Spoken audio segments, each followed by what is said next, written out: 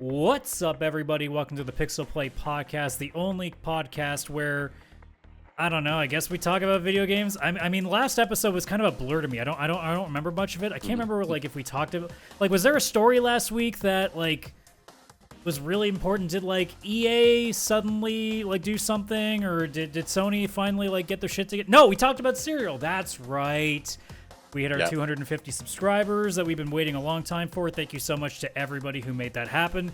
So we gave that special. Unfortunately, we haven't hit 500 yet. Not that we decided what that episode would even be in the first place, but we haven't hit 500 yet. So you're just going to have to deal with just two guys talking about video games. And I say two guys because Kaylan is not with us this week. Just myself, CS Radical, a.k.a. Adam. Yeah, I did it in reverse. What are you going to do about it? And also joined as always by Jen and Chris, a.k.a. Chris. What's this guy? How are you doing on what is actually not a really cold day for once, and is weird because I finally been able to start walking again outside. I mean, I could always have done that before, but I actually have the desire to want to go outside and do that. So that's different. Yeah, the weather has been nice. I mean, typical Canada during a climate change kind of freaking weather, but it's basically minus 15 one day. And then all of a sudden, over the weekend, I don't know if it was Sunday, it was plus 13. Obviously, this is in Celsius for anybody in the States or anything that's using Fahrenheit. When the U.S. become the 12th I don't know. I'm not that well for counting's hard. Once they become the next province, it's okay. They'll understand proper freedom units. That is a political joke, and that is funny. Yeah, it's been beautiful outside. Just going out there and being able to feel the sun and not step in snow, and I actually feel the ground under my feet. Yeah, my feet aren't happy though that they're feeling around because I've started my hour-long walks after work. And hour-long? Oh, yeah. Yeah, and my legs are fuck off. You sit at your desk all day. Why are you making us do that now? And I have to tell them every single time, guys, we're going to be playing softball in about a month and change. You need to be able to move. I cannot have a baseball game where I haven't walked much. This doesn't work very well. Yeah, if walking hurts, the baseball game itself will hurt very much. So, yes, I would keep it up. Year. My hope is to finally get ahead of the curve this year because every year is the fucking same. I play with the first game of the year, I sprint for the first time in forever, and I can't fucking walk for 3 days because my legs are I hate you. Yeah, that would suck. I know what it's like to take a break from general physical movement, and it is not fun. It is not fun, so, yeah. I mean, thankfully, I'm in a lot better of a case where I'm properly getting at least some level of exercise in mostly every day now. So at least I'm reversing a lot of the bullshit of it. But at the same time, when you haven't gone for a long walk in about 4 months and then you decide to do it all of a sudden, your body's like, what the hell, man? Yeah, it is brutal. It is absolutely brutal. I know brutal. we were doing squats here and there once in a while, but we didn't walk for an hour straight. What's wrong with you? Yeah, last week I went to the gym and did squats for the first time in 4 months. So I'm your story, but in the reverse. I came home and I was supposed to go upstairs to take a shower, and I could not get up my own flight of stairs. Are you sure that's the exercise, or is that just old man syndrome over there? No, that was my legs dead. They were dead. They were dead. And I eventually did go upstairs, but I had to do for half the stairs, it was on all fours, walking up like a dog. It was brutal how bad it can. So, oh yeah.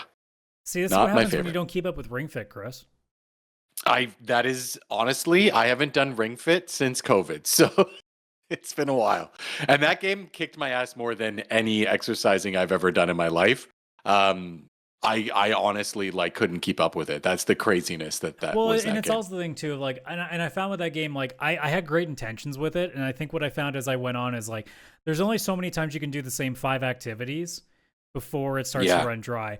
What I do now with my regiment, which is basically 30 minutes of different exercises that kind of rotate over the week, And they will eventually get old, you would think, but I'm also always watching something different on my TV while I do it, so it's different.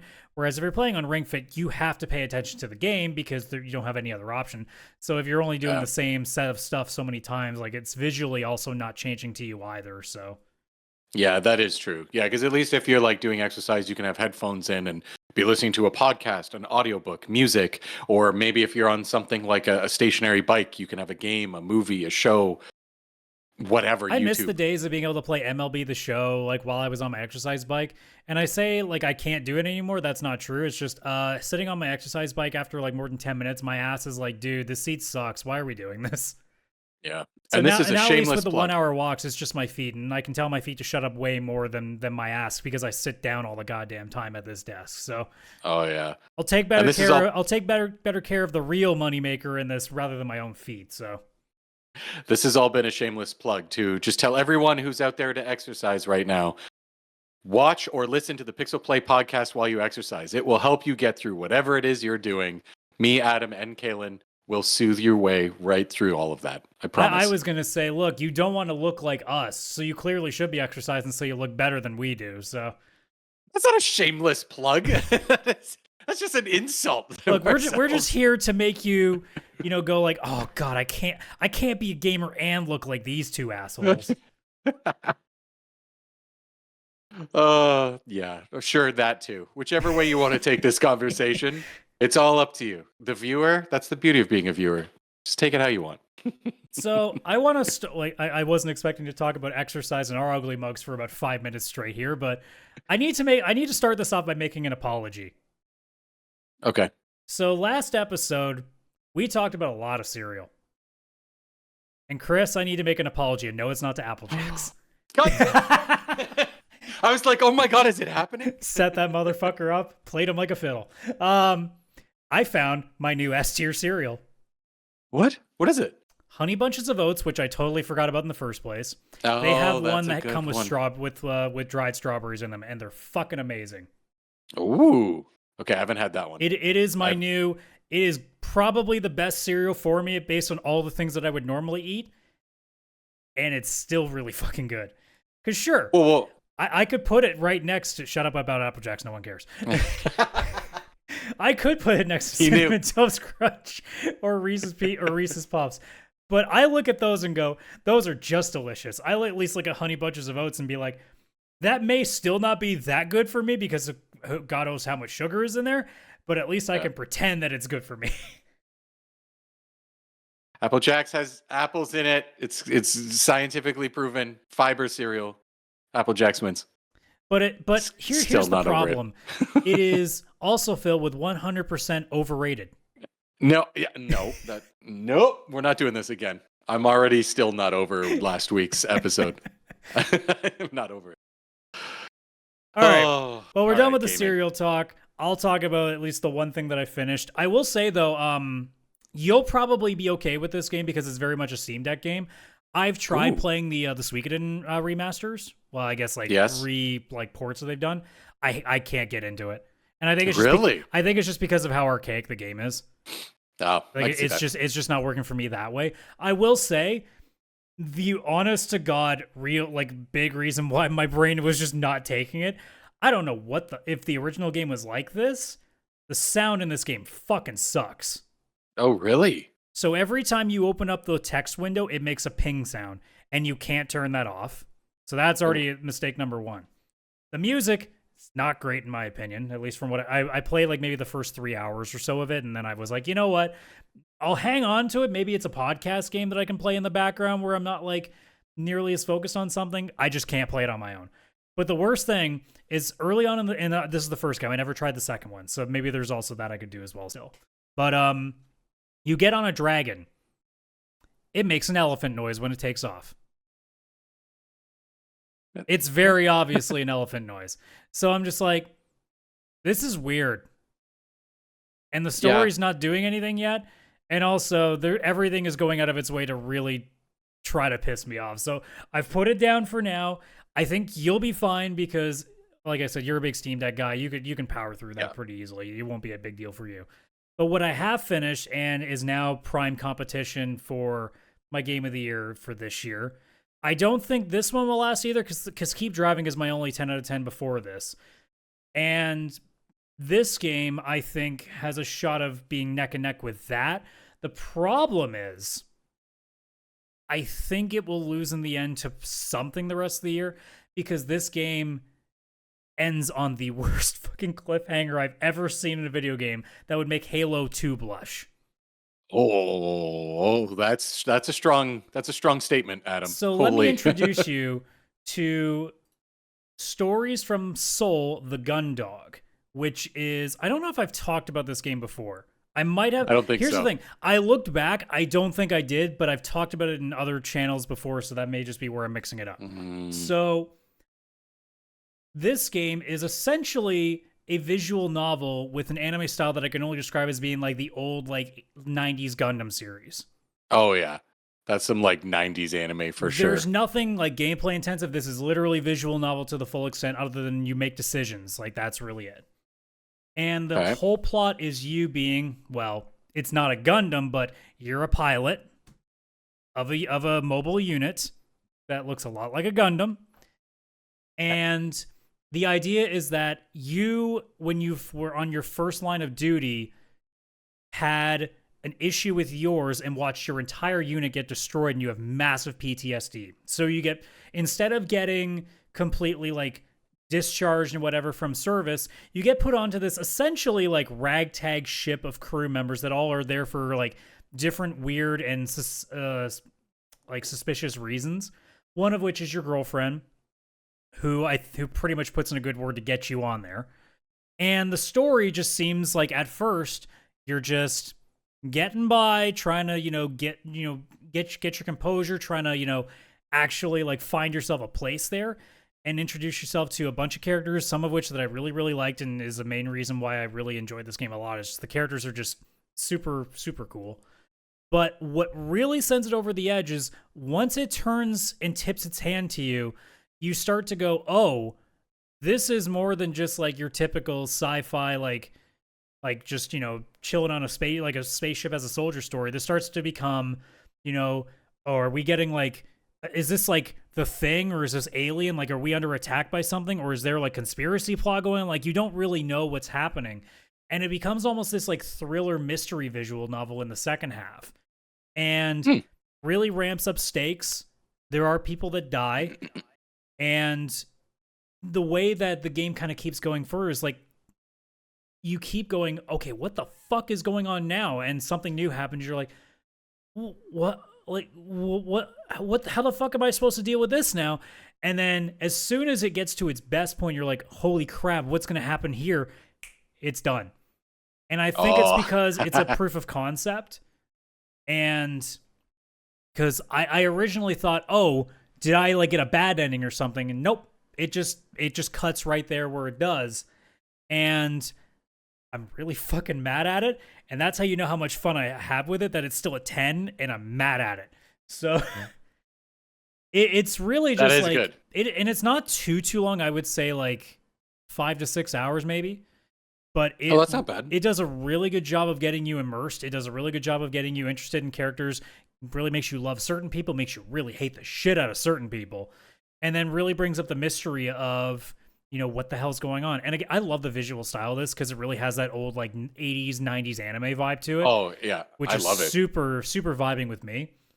And I guess my only real complaint really is, I wish there would be voice acting with it. Although with a game of that budget, maybe not, because a lot of the times with games like that, the voice acting isn't really that great. So maybe it's for the best. But like, if this is the only time they ever do a game like this, I'm gonna be so mad. I immediately follow the publisher on Steam to make sure I don't miss another one of these, because this was incredible. And if you're a big sci-fi guy and you're okay with visual novels, this is a must play. Like, it is so fucking cool. Like, it's what I wish a lot of sci-fi games would do. I just want stories that are just you as a regular Joe Schmo on a ship dealing with something. I don't want to be I love Mass Effect to death, but I don't want to be the war hero already. I want to work my way into something. I want to not actually be a fucking super like mega commando that can do everything. I'd rather be on a ship where you're fucked if anything like remotely bad, like if your hull cracks, you're done, sort of deal. Yeah. I like it when the stakes are more ramped up like that, because that's really what space is. Because like when you really, really think about it, the amount of times that like Mass Effect that you should basically have died is just, there's so many more opportunities that you would like, the stakes just aren't there with it. Whereas this felt tense, especially towards the end. It felt very tense because a certain person gets killed off that I did not expect getting killed off. I'm like, why that person? That was like, they had the least reason to die in this, but that's probably why they did it, because you don't expect that person to go. Yeah. And just by the end of it, there's two people I wanted to punch in the face so fucking hard. And then, just the intrigue of what the last like 15 minutes of the game do, going, as soon as credits roll, I'm thinking, what? No, I want to keep going. And then it's done. So I think a lot of people who are individual novels, this is a must play. And if you're a sci-fi guy and you like that, Gundam style or, old school, like 90s anime style, this is all up your alley. And I do think these guys need a lot of love, and because they put a fantastic amount of work into the visual aspect of it. And the story is very well written. So I would fully suggest that for anybody who is vibing with that sort of kind of game. Yeah, that actually does look like something I would enjoy. I'm not going to lie. And again, it doesn't take too much of your time, despite my anger about it actually not being longer. So if it ends up being something that they do more... Now, it's such a cliffhanger that you're like, if they never do anything again with this, it will be the dumbest decision. Unless they just don't have the budget to do it again, I guess. But like, yeah. But they've wrote themselves into like, they have to do something with that. Yeah, at least one sequel. Yeah. I mean, I'm sure that everybody who does play it is hoping for the same thing, because if it ends on that cliffhanger, that's what you want, it doesn't seem like right? a lot of people have played it, because there really aren't any articles or videos much on it at this point. And even the Steam community page for it isn't that big. So like, it's the kind of thing that this definitely flew under the radar. I mean, it's a Steam indie game, of course. It's going like, there are ones that are going to. So, but yeah, this is definitely one of those ones that I think if you're a visual novel guy, like, you shouldn't miss out on this. Yeah, I'm not gonna lie. I'm gonna find that and add it to my wish list. Not gonna lie. Yeah. So what I've been playing, I've been all over the place. I'm not gonna lie to you, Adam. I won't go into detail about them, but I'll just mention the games I've been playing. I have been playing a bit of apart Avowed. from Mario Picross, right? That's on the list. I'll start with it. I played probably an hour of Mario Picross from Game Boy on Switch Online yesterday. I've been playing Avowed. I've been playing Dragon Quest III on the Steam Deck, which I purchased around Christmas time. The remake? The remake, yeah. Cool. Been playing the remake of Dragon Quest III, 2D HD, whatever. Crosscode, I actually finally started that up, which you had got me to try, and I'll go a little bit more into that, because I know you'll appreciate if I go more into that. I've been playing The Last of Us Part 2. I'm on chapter 9 or 10. I'm in Seattle, without giving any spoilers. I'm in Seattle now, in Last of Us Part 2.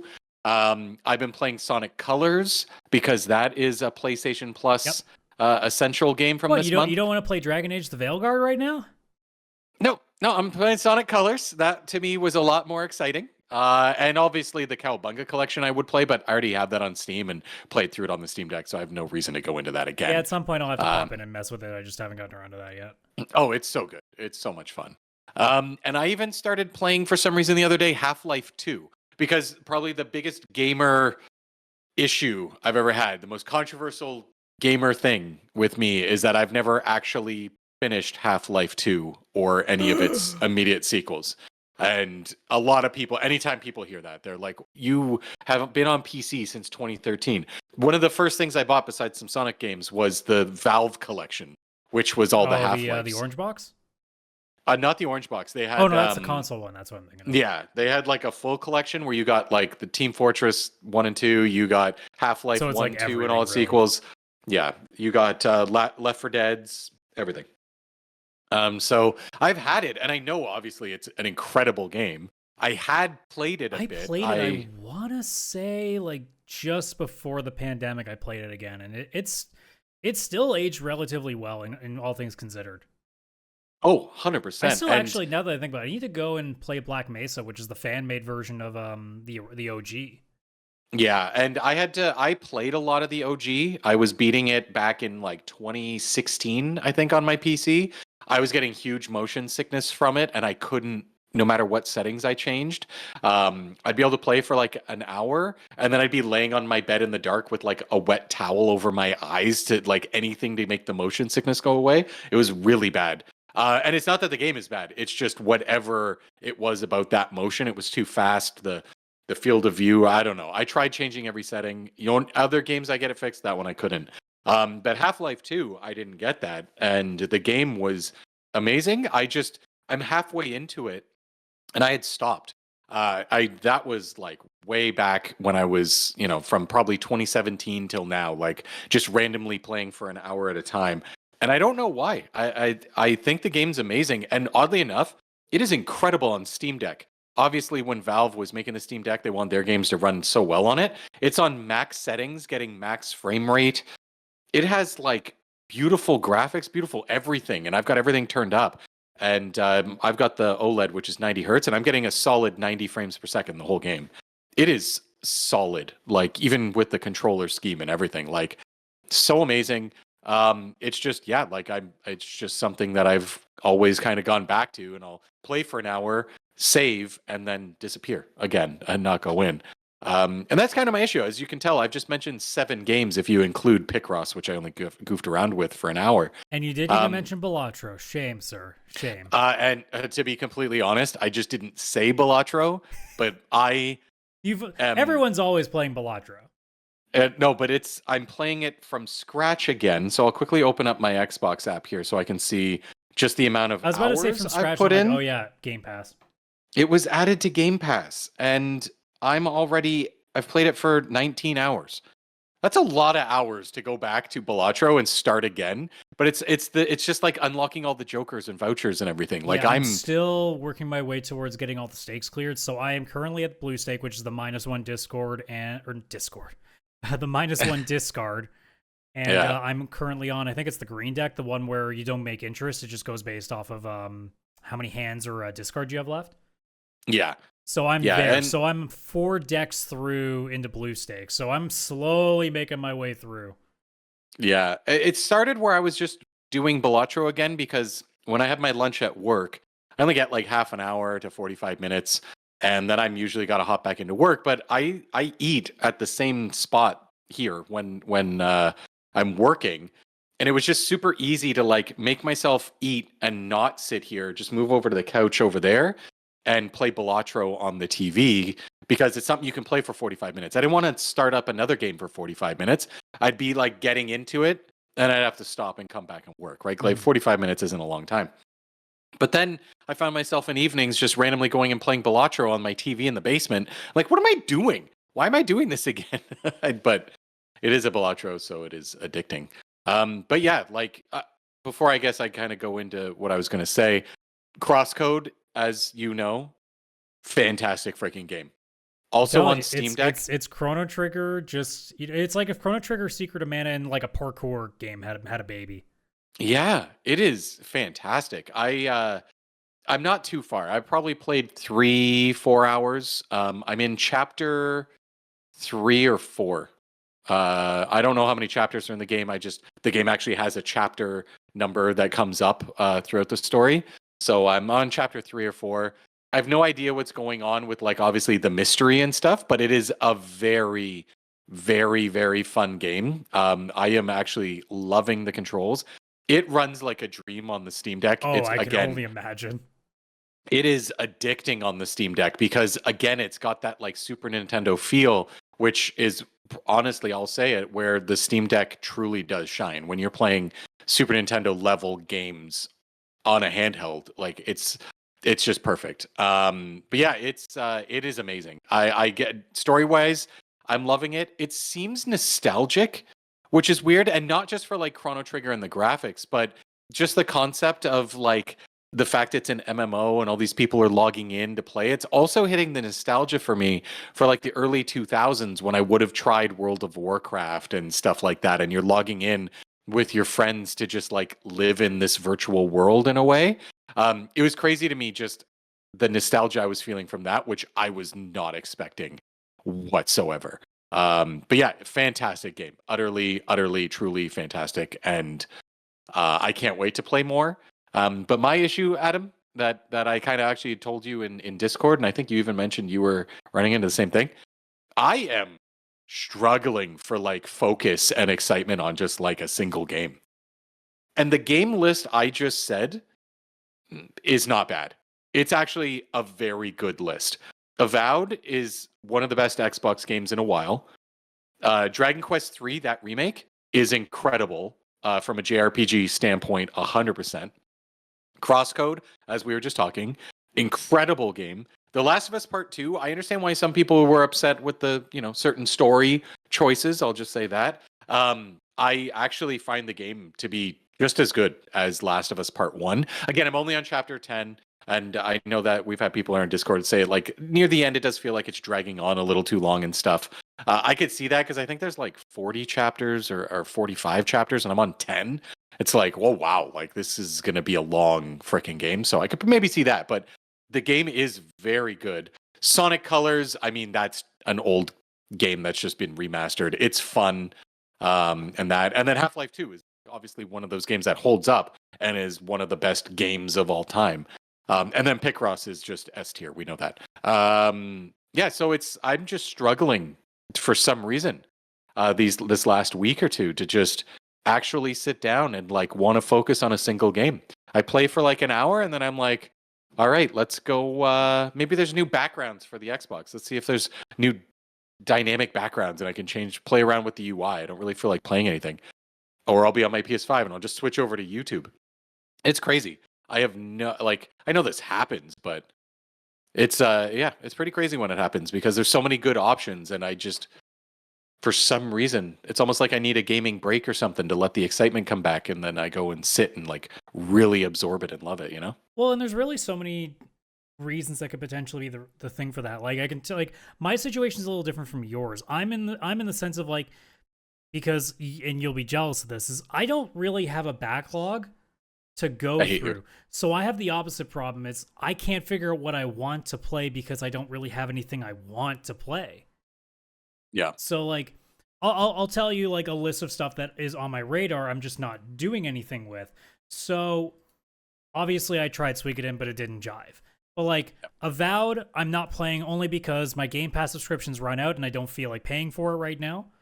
Because my thing right now with Game Pass that I want to do with it is I want to get it when I have at least 3 things I can play with it. So I can guarantee that I'm going to get that month's worth.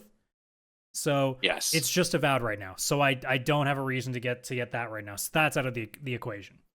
I'm still waiting for Life is Strange Double Exposure to go down in price because I don't feel like paying full for that.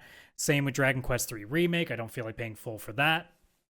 Split Fiction just came out, and I only plan on playing this with my girlfriend anyway, and we don't see each other too often, so no point in rushing and getting this game now when there's so many other things that we're doing anyway. And then Monster Hunter Wilds, I don't have anybody to play with, so why would I spend the money on it either? So, like, all of these games are dependent on something, whether it's the price going down or whether it's, having people available to play it with. So, right now, like, MLB The Show, I've pre-ordered it to get the early access this Friday. So that will keep me busy for a while when I need something to just kind of grind and chill with. But, like, I forgot to keep this up because I was searching for it earlier. But, like, I know you guys with Assassin's Creed Shadows, that's on your radar, assuming it comes out in March still. It's not really for me, so I was trying to remember what the next big thing for me is right now, and I'm just scrolling into April now. Because I'm still waiting also, Lost Records is on my radar, because obviously it was, the first part was put on PlayStation Plus, but I want the whole thing, because I don't want to do bit by bit. Yeah. So I'm waiting for the entire thing to come out, so I don't care about that until it happens. So I'm really not doing anything until potentially April when Claire Obscure Expedition 33 comes out, and I'll be able to justify, okay, here comes Game Pass. Here's a couple of games right there I can go ahead and play. Forza Horizon 5. Oh wait, that's already out on Xbox. I was looking at that and I'm like, oh, that might be a fun thing to do on the side. No, that's the PS5 version. But then Doom would be in May. So if I got like a good deal on a 3-month run of Game Pass, I'll be good for a little while at that point. But like right now, indie games like Soul Dog comes out of the blue sometimes, and then I get lucky on that. Same with Keep Driving. Right now, though, like I always will periodically check like whether it's the Steam not the curator, whatever they like the 10 games that they'll throw at you and be like, hey, here, discovery queue. There we go. Oh, the discovery queue. So like I'll look through that, see if there's anything interesting. Here's how I know I've used it too much. I rarely find games that are more than positive. I'm not even getting very positive games anymore. I'm like, oh, I'm really scraping the bottom of the barrel now. Oh dear. But also like going back and playing old games just isn't interesting to me. You know, I guess I could go and try to replay Final Fantasy X or something, but like, do I want to right now? Not really. I was looking through my Steam library. Alpha Protocol was there. We talked about not too long ago when we were talking about games we wanted to see come back. And I thought about that for half a second and then went, no, that game runs like ass now. I can't justify that. Like, it just comes down to like an indecision of like, there's nothing new that I'm ready to play today. And there's also not much I want to go back to either. So honestly, what I've been doing for the last few days is I've just been watching anime. Because I've got a massive library there I can catch up on. So, and like, if I need to fill time for something, like if I'm listening to a podcast, Balatro is always there for me. So that's never a bad thing. I can kill an hour with that. But like, I haven't played a game for more than a couple of hours at a time since I finished Soul Garden. That isn't that long a game. So really, since I finished Trails the week prior, I haven't really sunk my teeth in anything for the last little while. And I think that's also for a multitude of reasons too. I think that obviously this being March still, we're still in that dead point. This is my favorite time of year and my least favorite time of year because it means I can get pretty much my entire backlog dealt with that I've had left over from last year. Problem is I finished that part of the backlog and I'm staring at nothing going, well, shit, what do I do now? You, on the other hand, you don't have that problem. Your issue is too many things and you can't decide what to stick with. My thing is I have nothing and anything I do try doesn't stick. So yeah, it's a crazy feeling. It's a crazy thing that I never had as a kid. I would get like, you know, Radiata Stories. I'd buy it. It's pretty much one of maybe 2 games I currently owned that I hadn't beaten. There was no backlog back then. And I stuck with Radiata Stories beginning to end. And I think once I finished it, I even started a new one so I could see some different story choices if I'd gone the other way. I'm pretty sure I beat that twice back to back. And yeah, like there's the odd game that does catch me. And sometimes I'll be in a game and I'll be in the final 25% of the game, the final quarter of it. And all of a sudden I'm like, whoa, never mind. Now I need to see how this ends. And that hooks me. Or there'll be a game like Balatro and I'll do 100 hours without even realizing it because it's just a simple card game and I don't actually need to like truly be engrossed by it. I can be doing it while other things are happening. But yeah, like it is a crazy feeling, and I know that a lot of gamers do feel like it because I quickly checked on YouTube. I was like, I wonder if anybody else is like feeling this way, and there was a lot of videos that came up like real quick. Well, so I think it also I'm not doesn't alone help, on that. and I'm not going to intend to get too much into real world politics and stuff, but I think like it also doesn't help that the general morale on the entire planet right now is not great. Yeah. So yeah, especially if you live in North America, you're not in a good mood at this point. Yeah, that is true. There isn't just that feeling of like, yay, I can go also, and we're spend still a Friday winter. night. That also is a big part of it. Like I assume once it's it's spring, it's warmer, we're going outside. Well, not every gamer goes outside, but we're not every other gamer. So yeah, oh yeah, that's true. And I think it's also too like I think a big part of it too is it's the lack of social interaction that I've had as of recent. Again, winter being a big reason for that. Because I crave any chance I get. Like I go to an anime club once every month, and I crave those dates because it's just a few hours that I just get to go shoot the shit with some people that I haven't seen in a month. We talk about a bunch of shit, and then I leave, and I'm very happy every single time I do it. Whereas, like obviously, like we used to, like our group of friends, we used to go to a bar almost every Wednesday for a while, and that's kind of slowed down.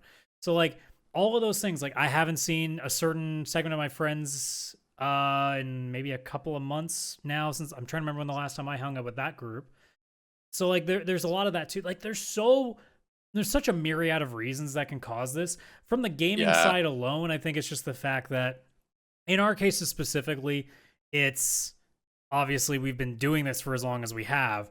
So we've seen a lot. So it's like, that's why also so many more of the games I play now come from the indie sides, because I can't play the same 3 basic bitch games anymore.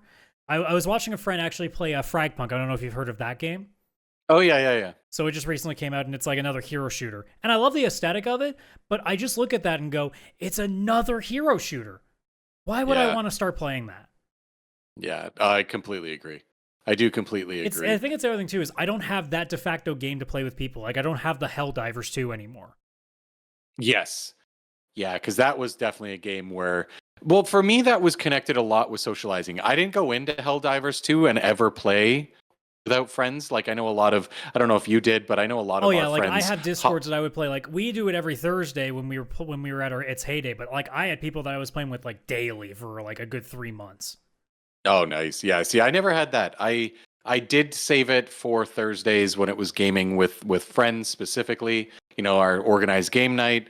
And I think that's why that one lasted so long. And it's still, if I do join on a Thursday, currently, that's still the game that's being run. We've kind of circled back to that one, and it's great. Like I never feel burnt out playing that, but I think you might be right. Again, it's more that's the social aspect of the game. Yeah, like if I was just like that, I have like if somebody literally tomorrow in another one of my Discord said, "Hey, I'm booting up a new Minecraft server. Anybody want in?" I'm fucking there. Like, yeah, like that's where I kind of am with that. Same with like if just somebody randomly went, "Hey, like I just decide I got a kick for Left 4 Dead. Does anybody want to play?" I'd be like, "Fuck yeah, I do."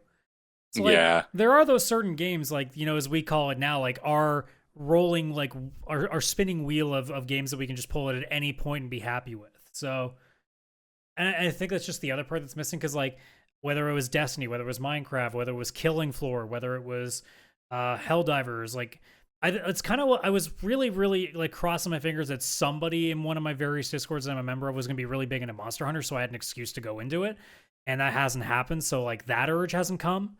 So it really is a case of like right now I've played through all the single player stuff that I really wanted to get through, and there's nothing co-op wise, because I'm not a competitive guy anymore.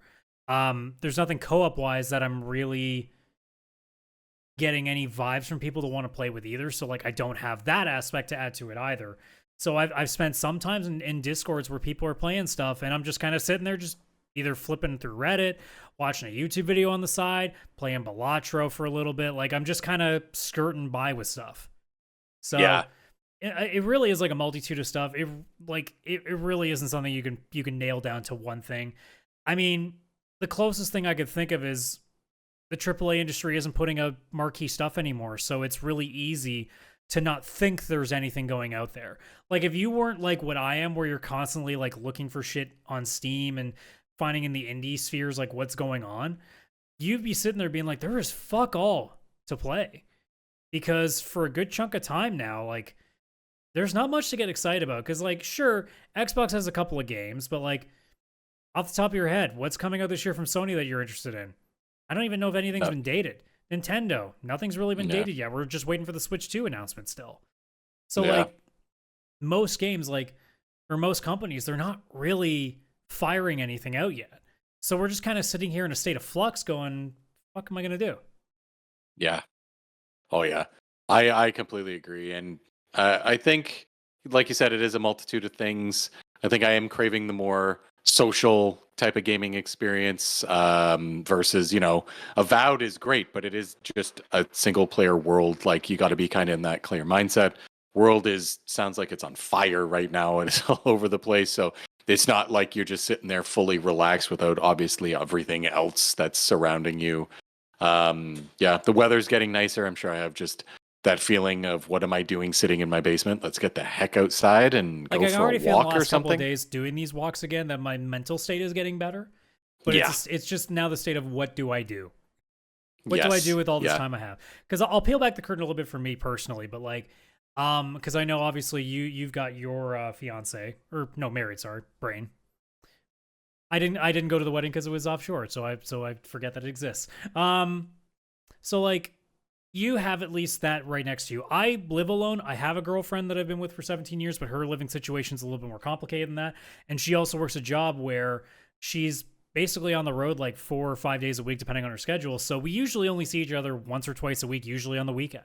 So there's not a lot of that social interaction. So most days here, I have all the time in the world. So it's very like, that's why you see me finishing so many games. I have all the time in the world to do that shit. And Yeah. especially in the wintertime where I don't have softball, where I'm not going and seeing friends nearly as much because I don't like driving in the winter when it's snowing. Um, there's a lot more time where I haven't been able to like distract myself with anything else. So Mm. the backlog clears way faster. Not to mention, where, like we said, it's cleared very quickly because there hasn't been nearly as much put out in response. Makes it also easier to find yourself in a state where there's not that much that's interesting you.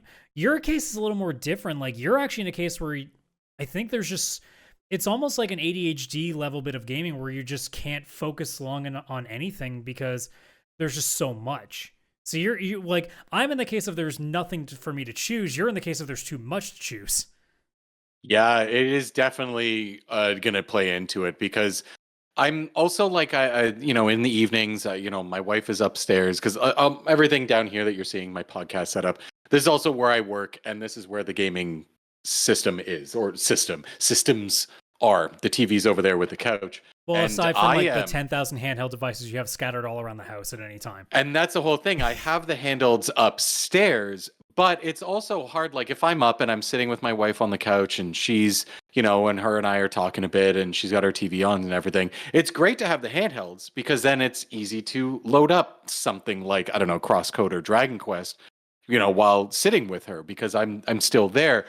But it's also hard because I can't load up Avowed or No, you The can't do anything Last like of Us. super intensive. No. No. And they stream great. I've got the PS Portal now, which I actually love. The Steam Deck actually there's an XP Play app right on Steam that allows you to stream or even do xCloud if you want to do the cloud stream. But you can remote play your Xbox right on your Steam Deck. And it's perfect because it's basically an Xbox controller, but with a screen on it. But yeah, again, I can't do anything that I'm going to overly pay attention to. I can't get lost in the world of Avowed sitting on a couch. I'm on a handheld, which is not the best way to play that kind of game unless you're doing just side shit and avoiding all the big parts, because that should be on a big, beautiful TV. So I'm restricted to grabbing my Switch and playing Mario Picross or something I can just have, but I'm only half paying attention in a way. So I'm sure there's that too. There's so many reasons, I guess, now that I'm thinking of it, that just like gaming kind of takes a hit because you're in a situation where you don't really want to go back where you're working in the basement when the weather's finally good and you're going to go hide in a basement and turn on Avowed and all this other stuff. You're on your handheld, but you don't want to fully pay attention. And yeah, sure, you could load up crosscode and stuff on there.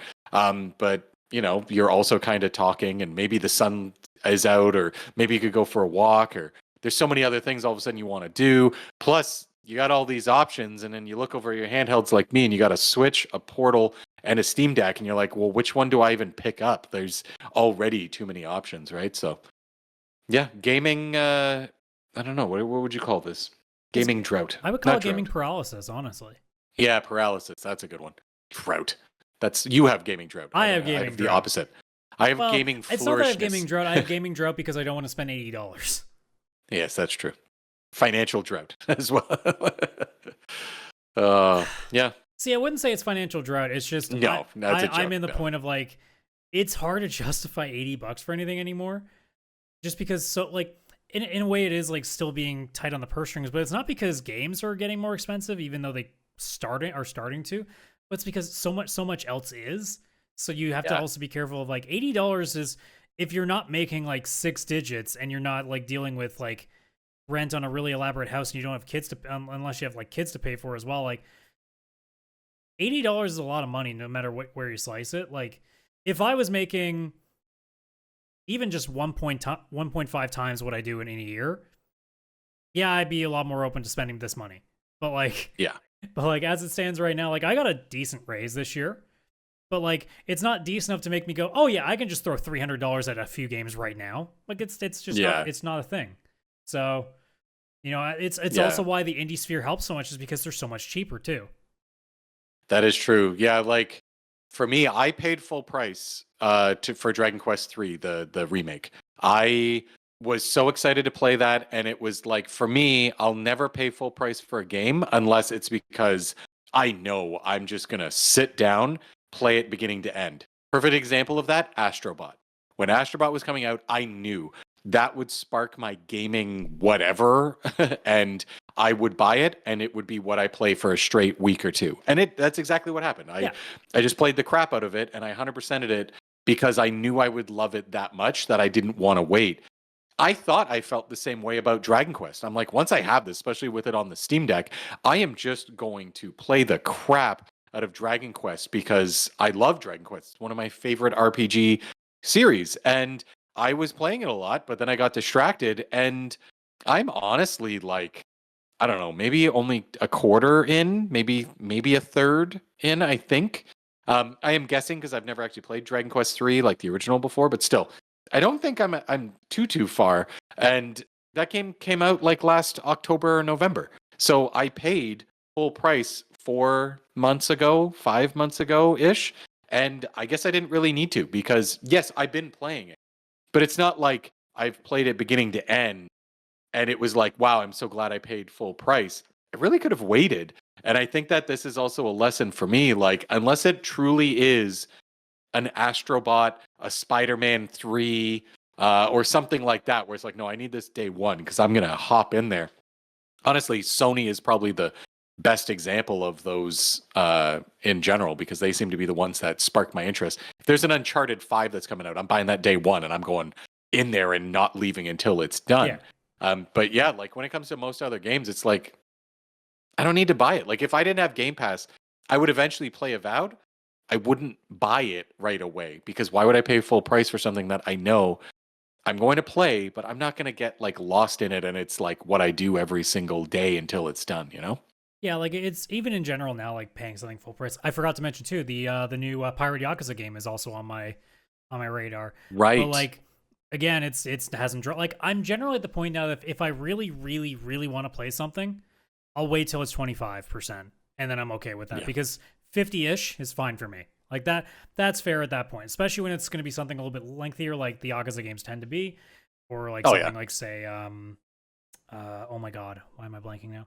Or like well, I guess Dragon Quest wouldn't, because I'm waiting very much more for those because they're a little bit lesser. But like if Persona 6 was announced, I would probably get that and Trails are like the only two games that like I'm very convinced that I would get at launch.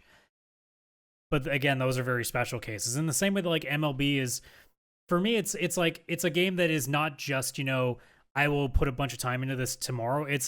I will put time to this for like 9 months because I will always they'll always put a couple of new cards into the Diamond Dynasty mode because I just grind it for free. But it's just, it's something that when I need something that's mindless, especially because I'm a big podcast guy, so I've always got something going. If I got 2 hours to listen to something, I can just put a couple of games in, grind a couple more cards out, and boom, there's my time done. And I felt like I haven't just sat still for 2 hours. 100%. Like for you, MLB The Show is like as if a new Mario Picross game got announced, and it's like, oh no, do you think Chris will play it? Like, yeah, of course.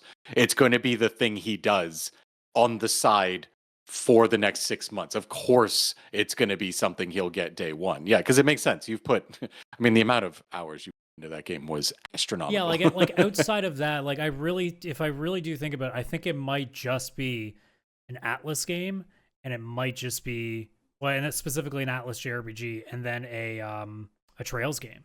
That might be the only two real things that would get me to jump at something now.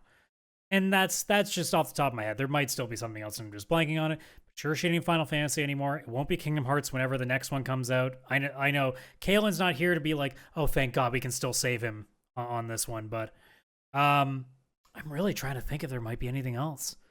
Because, like, I mean, in terms of JRPGs, that's definitely it. Yakuza is not, like, I love Yakuza to death, but, like, I can wait a little bit for Yakuza. Like, they're more just, like, comfort food games at this point.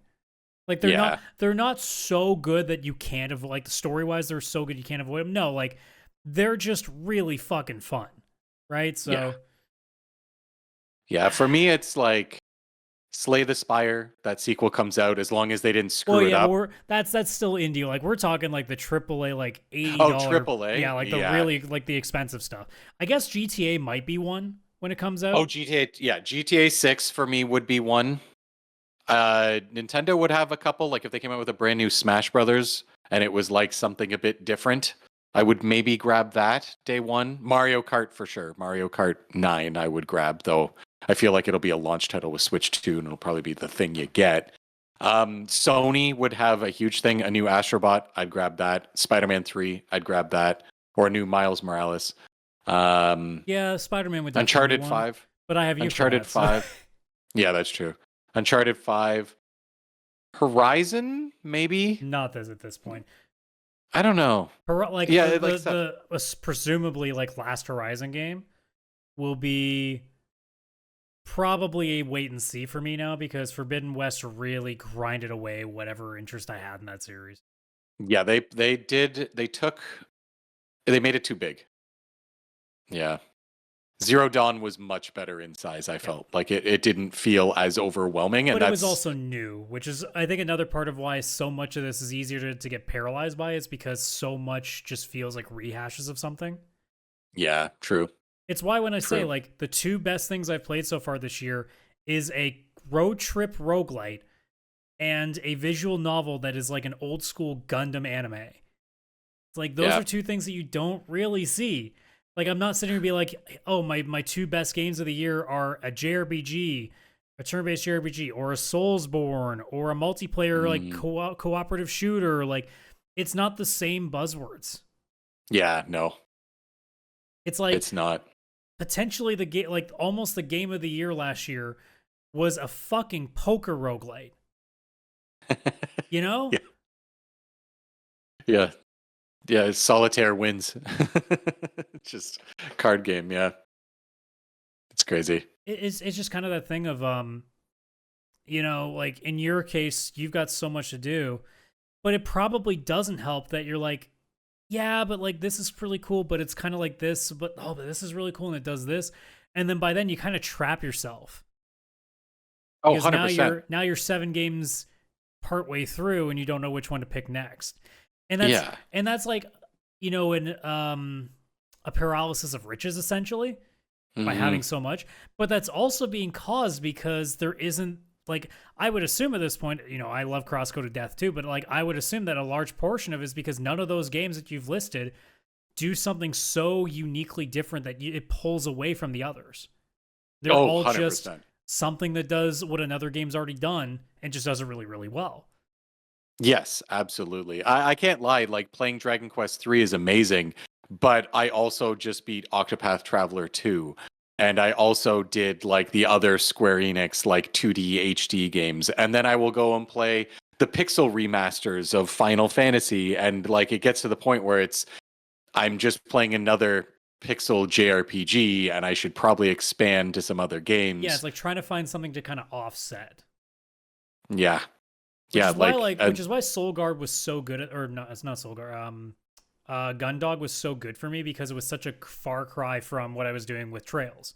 Because I just put like 50, 60 hours into a JRPG, and here I am with a fucking sci-fi visual novel. Like, it's just polar opposite. Yeah. I'll be done Sonic Colors pretty quick. I'm not like platinuming it or going all red rings and all that like I did. It's a super long game anyway. You're not playing Sonic Frontiers or anything. No. This is definitely a shorter one. I've done like 4 out of 6 worlds or something. I tried playing that on the PS Portal. Holy crap! I saw the one flaw with the Portal. If your internet connection is being a little wonky, a Sonic game is not what you want to play on the Portal. You just die because you jump, but it doesn't register the jump yet. It's still waiting, and so it's too late. You fell in the pit. Gotta go down. Yeah, I gotta go down real fast down because you're already running full speed and that pit don't care. Oh well, because I guess it really just begs the ultimate question, like, is paralysis, when you encounter that, symptomatic of your situation or is it symptomatic of the industry? And I think that's a really difficult question to answer. That is a really difficult question because I think that no matter what, there's going to be a personal part to it. Because if you're brand new to gaming and you pull up Avowed, you may think it's the coolest game you've ever played in your life. If you're somebody who's only ever played that style of game, Elder Scrolls and everything like that, you'll pull up Avowed and you'll be like, cool, it's the same but different. I like what they've done. But you know, you're still kind of doing the same thing again. I would assume that this is probably happening more often to people above the age of like 25 compared to someone who's 16. Oh yeah, no, 16-year-olds don't have gaming burnout, and they're also only playing Fortnite anyway, so what do they care? Yeah, they're only playing one game. Yeah. It's a really tough question to answer, though. I think if I had to say, like, for me personally, it is more symptomatic on the industry, but that's just because right now finding unique experiences is way more difficult because I've already played through what I want to. Yeah. Whereas I think in your case, well, I don't know if it's necessarily the industry in your case, but it may not necessarily be personal. It just may be like a different kind of paralysis. Like I think it might just literally be like in the same way that like any mental condition can have like different versions of it. I think we're just in two completely different versions of paralysis. Oh, 100%. I do think the industry does play a role in it. Because again, it's like, while it's kind of like you can have too many games and too many things in the industry, but like none of it really speaks to you, or it's like you've kind of sacrificed quality or even excitement over games because now there's too many options. It's something that can happen in all media, right? Like to me, I find it very hard to get into new music because I find that a lot of new music, besides select ones, are just redoings of music. And it was going that way for a long time. And now, literally, like, it's just I'll hear a song. I'm like, I know this song. This is a Phil Collins song. It's just remade by this EDM artist. Like, it's just constantly where they're not even having new ideas. And people are just pumping out music for the sake of there being more music. And it kind of like puts a damper on most music because it's like, cool, now you have to like work hard to find the good ones. And you have to kind of like swim through all the bad ones to get to it. Gaming is kind of like that because we're moving towards more subscription services, which if there's not enough games on Game Pass, people are upset and will cancel. And it's not about like there's such thing as not enough good games in Game Pass, but also even if there's only 30 incredible games, you may not stay subscribed because if you're done with those 30 games or whatever, or there will be people, it's like only 30 games, that's stupid. Why would I subscribe to something that's only 30 games? When you think about it, to buy 30 games is like 5 years of Game Pass. Like it's insane. But yeah, like you can have both of our situations where it's like there's so many games and it feels overwhelming that there's so many, but also there's not many that are actually speaking to people because either one, the quality went down to have that quantity, or it's just there's so much stuff that you can't really get excited because back when we were younger, we got a Harvest Moon game, which was simple, but it was like the only thing we were going to have for 6 months. So it was blowing our minds that we had something to play and, focus on for that long because we had no choice. Now, every single week you're getting PlayStation Essential 3 games, Game Pass is adding twice a month a whole bunch of new games. Then there's the new games you actually maybe want to buy. You're also watching directs, and there's Nintendo Directs and Sony State of Plays and all of these things happening, and it can be almost like there's too many things, and it's like, where do I even apply my focus? So I think the industry pretty much plays a part of it, whether it is you feel there's too much or there's too little. Yeah, and it doesn't help either that depending on where your main interest of video gaming lies right now, you probably aren't that psyched because so many companies are doing some of the most deplorable fucking actions right now. Whether it's all the layoffs, whether it's canceling so many games, making terrible decisions with live service. Like right now, It's hard to enjoy anything Sony talks about right now, personally. Xbox, I've not really cared much about for the last, really since the pandemic. Nintendo, sure, they have great games, but I still think as a business practice of how they treat price gouging their customers and stuff, I don't particularly like. Obviously, Ubisoft can eat all the dicks in the world. They can just eat, they can kick rocks. EA, straight up, Split Fiction sold 1 million copies in 48 hours. It is the first time in 13 years that it got a 90 plus on Metacritic, anything released by EA. 13 years. And the funny part is, I always forget that's even related to EA. Because you wouldn't think so, because Josef Fares is like the polar opposite of what you would see from Andrew Wilson. Exactly. 100%. 100%. So, all the major players really, and Square Enix, for God's sakes, just seems to have forgotten what the hell brought them to the dance. Or they just don't care enough to really put that much energy into it anymore. Yeah. And there's another issue too. Oh, sorry. Go Oh ahead. no, Finish your point. no, you can finish you can go on. I was gonna say also there's like now the issue of you can't just like be excited for a game and buy it and then go play it because also like when you had Super Nintendo, you never worried if a game would run on your Well, Super we also Nintendo if it didn't was really releasing. Oh, I thought we were going to talk from the perspective, but like, yeah, you also knew it was going to run. Yeah, I like was going to say that we also didn't grow up with social media and the internet, so we weren't sitting there reading 15,000 posts in the span of a week about how everything's busted and how everything's fucked up and how all the businesses are screwed up, and like it's just a constant steady flow of negativity. And that even when there's something positive, like I love all y'all to death, whether it's everybody like you, me, and Kaylan, and all the community members and everybody outside of it. But like every time a state of play comes out, or every time any sort of, whether it's Summer Game Fest or the Xbox Showcase, we all we almost all the time act like it wasn't good enough. And I go, yeah, because we're literally being overloaded with content. So like when 10% of it's only really interesting to us, we think that it's a bad thing. It's like, dude, if I walk out with like one thing on my wish list, I'm happy, right? yeah. Because like beforehand, I would pull up a copy of PlayStation Magazine back in the PS2 days, and I would just go through it and I would see, yeah, that looks fucking cool. And then I wouldn't even care about the other fucking bunch of stuff that's in there. And I don't remember conversations at E3 like 10 years ago where we were going, oh my God, what a waste of time all of that was. Like Sony only revealed like 2 Uncharted games. Like what the fuck? Like it seems like because also, and again, this is a big symptom of us just being in the game for so long, that we kind of have seen it all. So like to us specifically, it doesn't feel like anything's coming in. Where the reality is I think if I was 16 watching a state of play or watching an Xbox showcase, I'd be losing my mind because I'm like, that looks so fucking new and interesting. That looks so fucking cool. But we sit here and go, another Soulsborne, another sci-fi horror, another horror game. There's a remake. Like it none of it does the same thing to us.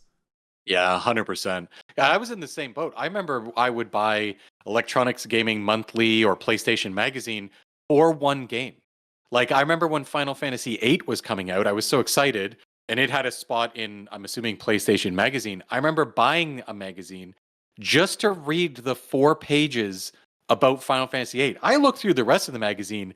Most of it didn't speak to me. Like back then, I wouldn't care about a game that was similar to a Dirt Rally or something like that, or Ridge Racer and all that. I wasn't into that stuff. So I skipped most of the magazine, and at no point did I ever once look at the magazine and go, why'd I waste my money on this? Because this entire magazine, not every page, made me happy. I was fine with the 4 pages in the middle of it that just talked about the one game I cared about, and that's it. It was all that mattered. And yeah, we don't see state of plays or anything like that anymore.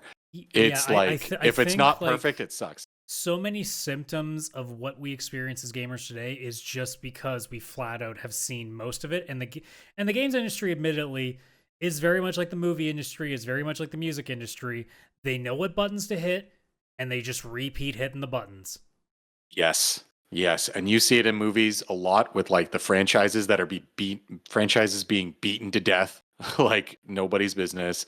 And you see it in music where they know what songs were really popular, that because nobody knows a song from today and they can go and sing it. But I remember Alan, like I went and because Alan Cross, a really popular radio DJ here in Ontario. I went to one of his spoken word stuff, and he talked about how, and I'm gonna probably mess this up because this is from like 10 years ago that I saw him. They have a system where they will take songs and put them into a computer algorithm, and it will go over all of the #1 hits in Billboard history and say, this one's the closest to like an amalgamation of what all of the best hits were doing. Whether it's timing, whether it's the key it's in, whether it's where specific like hooks are in, it looks at all of those things and spits out, that's the single you should pick. That's why so many songs sound the same. It's because they're literally being put into a program that tells them what a hit's going to be. Yeah. 100%. 100%. In the same way that like, obviously it's not working right now for most games, but most games are chasing live service because the ones that do make billions of dollars. Yes. So like, this is my hot take, and I love I can say this when Kaylan's not here. State of plays are not bad. What they are repetitive to us. Yes. That's the issue.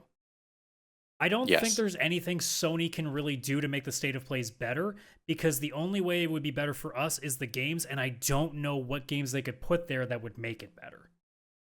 The only way I think they could make it so everybody's happy is they only would release state of plays when Sony has an announcement as well. So they would do their state of play, and then it ends with God of War 3. It ends with Horizon 3. Yeah, it ends with Spider-Man 3. I've said it before. I think it'd be really smart if they did like something that was like 5 to 10 minutes. That was like a really quick video that just says, "Hey, here's some of the highlights in both the indie and the AA or AAA spheres that's coming out in the next month." Like here's like at the end of this month, they'll put out a video that's like, "Hey, here's 8 games to look forward to in April," like just something like that. But like if they're gonna do like a video that's like a big Twitch stream, then you better have at least some sort of a headliner that the average gamer would go, okay, yeah, that makes sense. Yeah. I think actually your idea is really good too, because that way they could do them more often instead of waiting till Sony has a game that's coming out. But yeah, they could do it where it's not a state of play. It's like the state of what's coming out in the next 3 months. And it's more just like a newsreel. Because people say, well, yeah, but that's Sony advertising games that aren't theirs. I'm like, yes, but it's advertising games that can be purchased on their platform. That's still important to them. It's the PSN advertisement. All these freaking videos are advertisements, and whether a lot of like state of play hasn't been all Sony games. Sometimes there's a Sony game, and the other times it's just Sony partners or people just releasing games on Sony. Best case is they're going to be console exclusive for a bit, kind of idea. Yeah. No, state of plays aren't bad. It's just that I do think Sony needs to change it, because I think they built up this hype, or we have probably as gamers built up this hype. I don't know where this state of play hype came from. It's always been like this. Yeah, we built it up, and it's like, where is my Wolverine announcement? You know what state of play is? Because I'm gonna make an analogy that only I'm willing to make. You know how in pro wrestling, when the heel is the champion, when the bad guy is the champion, and you go, wow, it's been 6 months, and this guy is an up-and-comer, that the good guy that's about to face him for the title. Clearly, he's got to win, right? Because, like, it's been long enough. And then he still loses and the bad guy wins again, and you get mad. You're not mad because the bad guy won. You're mad because the same thing is continuing to happen and it's not changing. Yes. That's what state of play is. You're not mad because the games aren't good. You're just mad because it's the same state of play that you've been getting for a while. And you're expecting something different, which is why I've straight up not watched the streams anymore. I'll look at whenever it's done. I'll check like whether it's IGN or whoever else posted it says, here's what you missed. Like, here's everything announced. And I'll check the list and I'm like, okay, that looks cool. I'll check the trailer for that. Instead of wasting my time sitting for an hour, like I would never stream these on here anymore unless like we had like enough viewership where there was a point in doing so. Like at this point, if I ever stream live for some sort of a showcase, it is a literal like PlayStation showcase or like a Summer Game Fest event, like something big. There is no point in me doing this ever for a state of play. And I'll probably do it as like an April Fool's joke at some point if they do one, but you know. I love it. Yeah. Yeah. Oh yeah, like even just to bring it back to our conversation on it, everything just feeling like kind of like paralysis wise, it's just because like when it really comes down to it, we've been playing games for minimum 30 years in our lives. And it's just getting to a point where the industry is like every other industry now, whether it's, like I said, TV, movies, music, it's just a lot of things on repeat. So it's really hard to be enthusiastic about things in the same way that we were when we were younger. Yeah. No, 100%. On top of like the 50,000 reasons we've outlined otherwise over the course of this last hour. So the one and only reason, along with the other 10,000 reasons, are the 10,001 reasons combined. Yep. Got it. We solved it, everybody. There you go. Go play some video games. We fixed it for you. Right? I mean, you got any last thoughts? Otherwise, I think that's a good place to kind of cap it off at. No, that's it. I think that was a great conversation. All right. And that is going to do it. So, obviously, if you are listening on any audio platform, Spotify, Stitcher, Apple Podcasts, Google Podcasts, if there's any way you can give us a rating, do that. Otherwise, you know the drill. Share with all your friends. Thank you so much for listening. If you're watching on YouTube, like and subscribe. You got the link tree there, linktr.ee/PixelPlay Podcast. I want to say link to our socials, but let's be real. It's there for the Discord link at this point. Go join the Discord. Come shoot the breeze with us. But hey, you can check out all the other links that are on that page. We're cool with that too. I'm not going to complain. But otherwise, guys, Friday will be our next side quest. We will be talking about the Game Boy games. That is the OG Game Boy and Game Boy Color. 3 games for each of us that we would want to see get a full-on remake. And no, Link's Awakening's off the table, so you can't include it. So you'll have to catch that on Friday to see what games we pull out. We actually pulled out some real deep cuts for this one, so look forward to that. But that is going to do it on this episode, guys. Thank you so much for checking us out here. This is episode 183. We're getting close to 200, man. That's crazy to think about, too. Yeah, that is crazy. But that's going to do it, folks. So enjoy the rest of your day wherever you may be. Take care. Bye-bye for now.